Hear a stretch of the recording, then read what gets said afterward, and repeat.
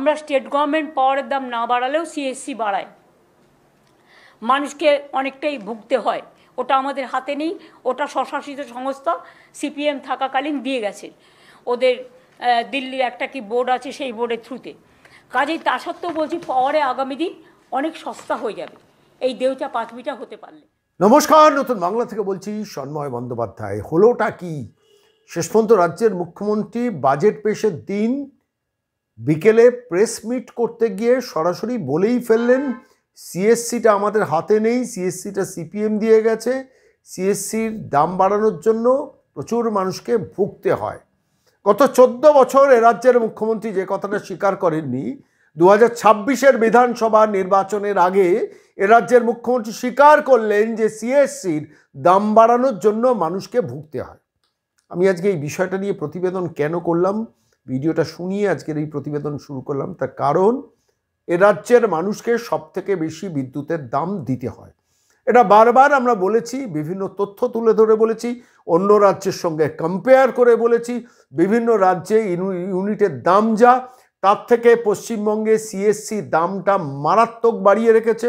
মানুষকে পকেট থেকে সেই টাকাটা গুনতে হচ্ছে। রাজ্যের মুখ্যমন্ত্রী কোনোদিন স্বীকার করেননি, কিন্তু দেখুন এই প্রথম স্বীকার করলেন। সামনে 2026-এর বিধানসভা নির্বাচন, তাই তিনি স্বীকার করলেন। আমি আজকে এই বিষয় নিয়ে প্রতিবেদন করছি কেন জানেন?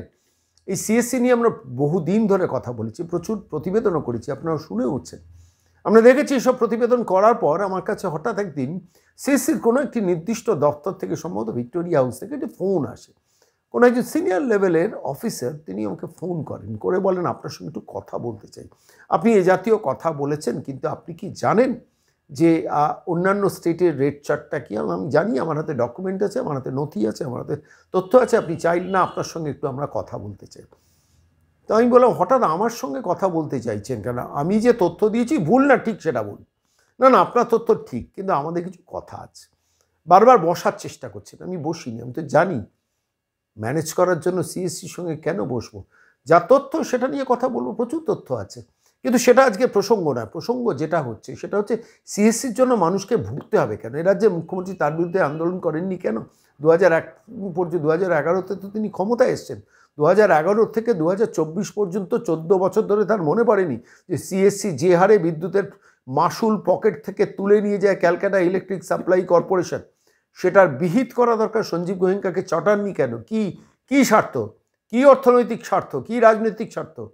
প্রশ্নগুলো তো করা দরকার, আজকের দিনে দাঁড়িয়ে করা দরকার। রাজ্যের মুখ্যমন্ত্রী বলেই ফেলেন। অর্থাৎ এবার হচ্ছে মানুষের ক্ষতে একটু প্রলেপ লাগাও। আপনারা দেখেছেন সাম্প্রতিককালে মানুষের এই ট্রান্সপোর্ট মিনিস্টারকে প্রকাশ্যে বকাবকি করে যে তুমি যাও রাস্তাগুলোতে দাঁড়াও, দাঁড়িয়ে দেখো যে মানুষের কোনো অসুবিধা হচ্ছে কি না। তারপর স্নেহাশিস চক্রবর্তীরা বেরিয়েছেন, দু একদিন মিডিয়াতে দেখলাম, তারপর আর তাদের সেটা দেখা দেয়নি। অর্থাৎ মানুষকে ক্ষতে একটু প্রলেপ লাগিয়ে দাও।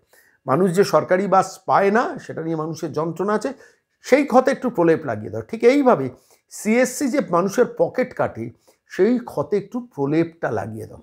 আমি আজকে এই তথ্যটা এই বিশেষ বিষয় নিয়ে প্রতিবেদন করছি এই কারণে। দেখুন, সিএসসি সম্বন্ধে আমার একটা ঘটনা জানা আছে। বহুদিন আগে যখন বাম সরকারের রাজত্ব, সেই সময় সিএসসির মাসুল বৃদ্ধি হয়েছে, এবং মাসুল বৃদ্ধির পর এ রাজ্যের মুখ্যমন্ত্রী মমতা বন্দ্যোপাধ্যায়, তখন বিরোধী নেত্রী, তিনি একটা লম্বা মিছিল করেছেন, সম্ভবত রবীন্দ্র সদন থেকে সরাসরি ভিক্টোরিয়া হাউস, বা জওহরলাল নেহরুর মূর্তির থেকে ভিক্টোরিয়া হাউস। এই লম্বা মিছিলটা করার পর তারপরই কোনো একটি নির্দিষ্ট সংবাদ মাধ্যমের সম্পাদকের মারফতে সিএসসি যারা কর্ণধার, তারা শেষ পর্যন্ত তৎকালীন বিরোধী নেত্রীর সঙ্গে একটা বৈঠকে বসেন। সে খবরটা আমি একটি সংবাদ মাধ্যমের খুব সিনিয়র একজন জার্নালিস্টের কাছ থেকে খবরটা পেয়েছিলাম। সেই বৈঠকের পর থেকে তৎকালীন বিরোধী নেত্রী একবারের জন্য, সম্ভবত 2006-07 নাগাদ, তারপর থেকে 2011 পর্যন্ত কোনো দিন সিএসসির মাসুল বৃদ্ধি নিয়ে একটি শব্দও কোনো দিন উচ্চারণ করেনি। তারপর 2011-র পরিবর্তন, মমতা বন্দ্যোপাধ্যায় সরকার এলেন, ক্ষমতা এলেন 2011 থেকে 24, কোনো দিন সিএসসিকে ঘাঁটাননি। বেঙ্গল বিজনেস গ্লোবাল সামিটে চেয়ার আলো করে বসে থাকেন সঞ্জীব গোয়েঙ্কা, তারই মঞ্চে। তাকে চটাননি কোনোদিন। কেন চটাননি?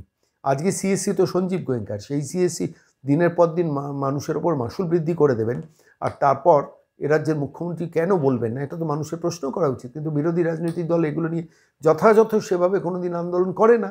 ফলত আলটিমেটলি মানুষ বুঝতে পারে না যে তার পকেট থেকে কত টাকা দিনের পর দিন সিএসসি অযৌক্তিকভাবে কেটে নিয়ে চলে যাচ্ছে, যে হারে মাসুল এই পশ্চিমবঙ্গের মাটিতে বাড়িয়েছে। কি হওয়া উচিত ছিল? দেখুন, সিএসসির একটা কম্পিটিটার হওয়া দরকার ছিল, অর্থাৎ 3টে কোম্পানি থাকলো কলকাতা শহরে, সেই কোম্পানিগুলোর মধ্যে যে কম দামে দেবে আমি তার কাছ থেকে বিদ্যুৎ নেব। কম্পিটিশন বাজার। আপনি কেবল নেটওয়ার্কের ক্ষেত্রে যা হয় যে কেবল নেটওয়ার্ক, যে কোম্পানি যে কম দামে দেবে, যে বেশি প্রোভাইড করবে, যে আমাকে সুযোগ বেশি দেবে, আমি তার কাছ থেকে নেব। তো কম্পিটিশনে বাজার তো নেই, আপনাকে সিএসসির কাছ থেকে নিতে হবে, ওয়ান অ্যান্ড অনলি সিএসসির কাছ থেকে নিতে হবে। এবং সিএসসির কাছ থেকে আপনাকে নিয়ম করে মানে বিদ্যুৎটা নিতে হবে, যে টাকা তারা বিল পাঠাবে সেই টাকা দিতে হবে, সেই টাকা আপনি না দিলে সবুজ বিল পাঠাবে, তারপর একদিন এসে লাইনটা ঘ্যাঁচ করে তারা কেটে দিয়ে চলে যাবে। সেই সিএসসির বিরুদ্ধে বিষয় মমতা বন্দ্যোপাধ্যায়ের সাফাইটা আপনারা শুনেছেন, আরেকবার একটু শুনুন, তাহলে বুঝতে পারবেন। আমি সাফাই নিয়ে কিছু কথা বলবো যেটা সর্বৈব মিথ্যে। স্টেট গভর্নমেন্ট পাওয়ারের দাম না বাড়ালেও সিএসসি বাড়ায়, মানুষকে অনেকটাই ভুগতে হয়। ওটা আমাদের হাতে নেই, ওটা স্বশাসিত সংস্থা সিপিএম থাকাকালীন দিয়ে গেছে ওদের দিল্লির একটা কি বোর্ড আছে, সেই বোর্ডের থ্রুতে। কাজেই তা সত্ত্বেও বলছি পাওয়ারে আগামী দিন অনেক সস্তা হয়ে যাবে এই দেউচা পাঁচমিটা হতে পারলে। দেউচা পাচা খেয়াল করুন, দেখুন, দেউচা পাচামি দেখিয়ে, কয়লার দাম দেখিয়ে সিএসসি নাকি দাম কমে, কবে দেউচা পাচামিতে কয়লা উঠবে তার উপর নাকি বিদ্যুতের দাম কমে, অর্থাৎ টোপটা গাজরটা সামনে ঝুলিয়ে দিন। এক, দ্বিতীয়ত হচ্ছে যে সিপিএম দিয়ে গেছে, 2011 আগে সিপিএম ছিল ঠিকই, কিন্তু 2011 পর তো 14 বছর মমতা বন্দ্যোপাধ্যায় রাজ্য শাসন করলো। সেই সময় কেন কম্পিটিটর বসানো হয়নি? দিল্লির কোন একটা সংস্থা পশ্চিমবঙ্গ শাসন করে নাকি? মিথ্যা কথা বলার জায়গা বানি। আপনি আসলে সিএসসির কোনো কম্পিটিটর থাকুক সেটা চান না, পরিষ্কার বলছি, সিএসসির কোনো কম্পিটিটর থাকুক এ রাজ্যের মুখ্যমন্ত্রী চান না। তার পেছন নিশ্চিতভাবে কোনো একটা রাজনৈতিক বা অর্থনৈতিক কারণ আছে, আমি সেটাতে যাচ্ছি না, সেটা তো বোঝাই যায়, মানুষও বুঝছেন। সেই কারণটা দেখিয়ে দিলেন, সিপিএম দিয়ে গেছে তাই আপনাকে বিদ্যুতের দাম বেশি দিতে হচ্ছে। কি বলবেন বলুন তো এই ভদ্রমহিলাকে? মানে বাজেট পেশের দিন বিকেলবেলা কিভাবে 2026-এর নির্বাচনকে মাথায় রেখে এই পশ্চিমবঙ্গের মাটিতে, দক্ষিণবঙ্গে যেখানে যেখানে সিএসসির বিদ্যুৎ সাপ্লাই, সেই জায়গায় বেশি দাম মানুষকে দিতে হচ্ছে, তার জন্য 14 বছর আগে সিপিএম দেয়। অথচ মমতা বন্দ্যোপাধ্যায় চাইলে দিল্লি বা বম্বের মতো যেখানে একাধিক কোম্পানি আছে, সেই কোম্পানিগুলো যার কাছে কম দাম হয় তার কাছ থেকে বিদ্যুৎ কেনা যায়, সেই ব্যবস্থাটাই পশ্চিমবঙ্গে কলকাতার মানুষকে দিতে পারতেন, দিলেন না। তখন সঞ্জীব গোয়েঙ্কাকে চটাবো না, সঞ্জীব গোয়েঙ্কাকে কেন চটাবেন না সেটা বা নাই বা বললাম। তৃতীয়ত হচ্ছে রাজ্য সরকার বিদ্যুতের দাম বাড়ায় না। WBACDCL, পশ্চিমবঙ্গ রাজ্য বিদ্যুৎ পর্ষদ, তারা নাকি বিদ্যুতের দাম বাড়ায় না। আপনারা জানেন রাজ্য বিদ্যুৎ পর্ষদ 3 মাসে বিদ্যুতের বিল পাঠায়, অর্থাৎ 1 মাস 2 মাস 3 মাস, 3 মাসের মাথায় বিদ্যুতের বিল আসে, এবং যত ইউনিট বাড়বে সেই অনুযায়ী স্ল্যাবটা বাড়ে। এটা তো যারা বিদ্যুৎ কনজিউম করেন তারা আপনারা সবাই জানেন।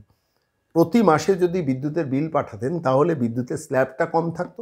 ধরুন আমি মাসে 100 ইউনিট বিদ্যুৎ কনজিউম করি, বা আপনি 100 ইউনিট বিদ্যুৎ কনজিউম করেন।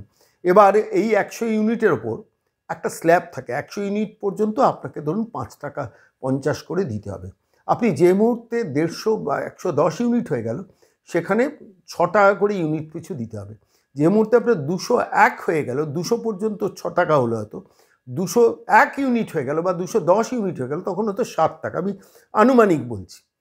এই স্ল্যাবটা যতটা বেড়ে যাবে সেই অনুযায়ী বিদ্যুতের কনজামশনের ওপর বিদ্যুতের ইউনিট চার্জটা বাড়ে। এটাই হচ্ছে গাণিতিক নিয়ম ইউনিট চার্জ হিসেব করার ক্ষেত্রে। অর্থাৎ আপনি যদি 100 ইউনিটের মধ্যে ধরুন কোনো মাসে 80 ইউনিট বিদ্যুৎ কনজিউম করেছেন, তাহলে আপনার 100 ইউনিটের মধ্যে আপনাকে দামটা দিতে হচ্ছে, অর্থাৎ 5 টাকা 50 রেটে দিতে হচ্ছে।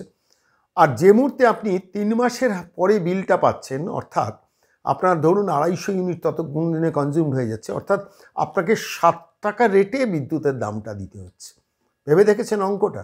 অর্থাৎ 3 মাসে বিল পাঠানোর পেছনে লুকিয়ে আছে ব্যবসায়িক স্বার্থ, এই পশ্চিমবঙ্গ রাজ্য বিদ্যুৎ পর্ষদের বা নবান্নের বকলমে বলা যেতে পারে। এখানেও মানুষ ঠকাচ্ছেন তিনি, আর বলছেন আমরা কম দাম নিই, ওদিকে নাকি সিএসসি বেশি দাম নেয়। সিএসসি যদি বেশি দাম নেন 14 বছর ধরে, তো আপনি কম্পিটিটার আনেননি কেন? কম্পিটিশান সেখানে ঢোকাননি কেন? কী অসুবিধে ছিল? কোথায় অসুবিধে ছিল? কে প্রশ্ন করবে? প্রশ্ন করা কেউ নেই। এখন 2026 সামনে, বিধানসভা নির্বাচন সামনে, বিদ্যুতের দাম নিয়ে যাতে কেউ কথা না বলে তার জন্য আগাম গেয়ে রাখলেন যে দেউচা পাচামির কয়লা উঠবে, তখন দাম কমে যাবে। অর্থাৎ এতদিন 14 বছর বাদে মনে হলো সিএসসির বর্ধিত দামের জন্য মানুষের কষ্ট হয়। জেনে রাখুন, আমি বলছি, আমি তথ্যটা আপনাদের কাছে দিলাম, আপনাদের ভিডিওটা শোনালাম যেটা গতকাল বলেছেন, এটা শুনুন আর বিচার করুন। এবং আমি জানি এটা আমার কাছে খবরও আছে, আমি জানি যে যদি এই রাজ্যে পট পরিবর্তন হয়, বিকল্প সরকার আসে, তাহলে কিন্তু সিএসসির কম্পিটিটার এই পশ্চিমবঙ্গে আসবে। আমি দায়িত্ব নিয়ে বলছি, সিএসসির কম্পিটিটার আসবে। সঞ্জীব গোয়েঙ্কারাও সেটা ভালোভাবে জানেন যে যদি এই রাজ্যে মমতা বন্দ্যোপাধ্যায় সরকার থেকে চলে যান, 2 বা 3টে কোম্পানি, বিদ্যুতের কোম্পানি কিন্তু এই কলকাতায় শহরে এবং আশেপাশে খুলবে। তখন কিন্তু সঞ্জীব গোয়েঙ্কাকে বিদ্যুতের দাম বর্ধিত হারে দিয়ে এই যে সরকারকে ম্যানেজ করে চলার সিস্টেমটা কিন্তু বন্ধ হয়ে যাবে। আজকে আপাতত এইটুকুই থাক। বিদ্যুতের দাম নিয়ে আরও প্রতিবেদন করব। আমাদের বিভিন্ন রাজ্য থেকে আমরা কি রেটে সেখানে বিদ্যুৎ দেওয়া হয় সেটা নিয়ে অতীতে আপনাদের কাছে প্রতিবেদন পেশ করেছি, আগামী দিনেও সেটা প্রতিবেদন পেশ করব। কিন্তু শেষ করার আগে আমি আরেকবার ভিডিওটা শোনাবো, শুনুন আর বিচার করুন কার হাতে রাজত্ব। আমরা স্টেট গভর্নমেন্ট পাওয়ারের দাম না বাড়ালেও সিএসসি বাড়ায়, মানুষকে অনেকটাই ভুগতে হয়। ওটা আমাদের হাতে নেই, ওটা স্বশাসিত সংস্থা সিপিএম থাকাকালীন দিয়ে গেছে। ওদের দিল্লির একটা কি বোর্ড আছে, সেই বোর্ডের থ্রুতে। কাজেই তা সত্ত্বেও বলছি, পাওয়ারে আগামী দিন অনেক সস্তা হয়ে যাবে এই দেউচা পাঁচবিটা হতে পারলে।